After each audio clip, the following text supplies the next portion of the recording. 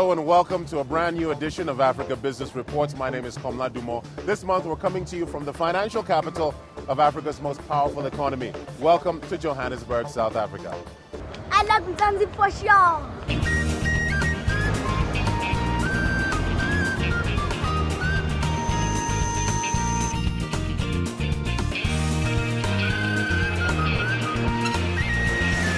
South Africa is hungry for jobs, it's hungry for economic growth, and manufacturing is seen as key in that regard. But can the sector be relied on for long-term economic growth? Also in this program, engine of growth, the Nigerian businesswomen making it big in the car repair business. Wheel of fortune, why South Africa's gambling industry is on a winning streak.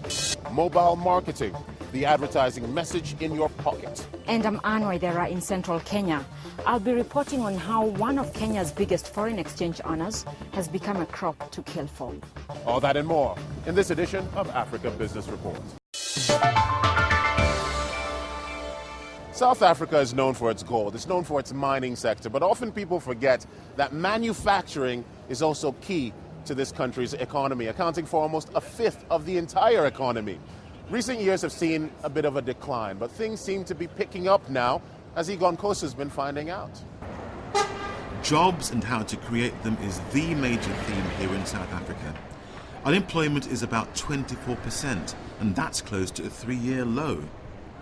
Jobs are being created, and the government thinks manufacturers like this plane maker in Pretoria could be the key to creating more. This firm is making the first African-designed and built aircraft, and we've been given exclusive access. Now, this is very much state-of-the-art manufacturing technology. It's used to cut parts like this, which is destined for the wing of the Airbus A400. Now, many people believe that this sort of operation is very much representative of the future of manufacturing for South Africa, the emphasis being on high technology, innovation, and creating skills and jobs. 700 people work here, both on this project and making parts for Airbus and Boeing. And here's its pride and joy, a highly advanced, lightweight reconnaissance plane called ARLAC. In the front you've got the pilot, sitting behind him slightly higher you've got the system operator who operates all of your sensor suite. It's seen as providing a major lift for the manufacturing sector as a whole. I think regional growth, really, growth in our trading markets is the key. And I think South Africa is seeking an inclusion in developing world markets. That's important. I think the growth prospects look very good there. But it may not be plain sailing, thanks to fluctuations in the value of the currency, the rand. I think the problem is more in the volatility of the exchange rate rather than the level, because one can adapt over the longer term to the level, but in the short term fluctuations affect us because you need to make your pricing and stick with that. And our manufacturing cycles and in fact our sales cycles on products like ARLAC are fairly long, so we're making a price a long way ahead of manufacturing the product. A lot is riding on the success of the sector, especially for people like Kucho Chabangu. I joined the company 3 years ago, straight from varsity, and yeah, it's been 3 years since I've been working here, and it's been a lot of fun. We basically do research on forming of parts, rapid forming of continuous fiber reinforced thermoplastic parts, and they go into basically aircraft that you see each and every day fly. Now, in terms of encouraging more young people to enter this area of enterprise, what should the sector be doing? What can be done, I believe, would be to have initiatives where young people would be introduced to the field at an earlier age. I, for one, had to learn by myself, but not everybody has that opportunity of finding out for themselves what it is that happens in this industry. Younger people should actually involve themselves more in what happens out there in the industry by phoning companies and finding out if they do not have any vacation jobs. But in terms of young people taking the initiative, it's upon them and not upon the people out in the industry to come looking for them. It's significant. It's not our largest sector. But here's the irony.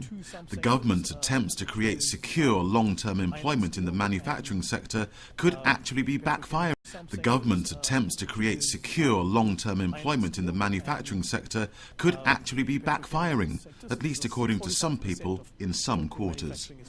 Businesses often need to be flexible in terms of their employment decisions, and the rigidity of our labor relations framework and our employment contracts make it very difficult for firms to exercise that flexibility.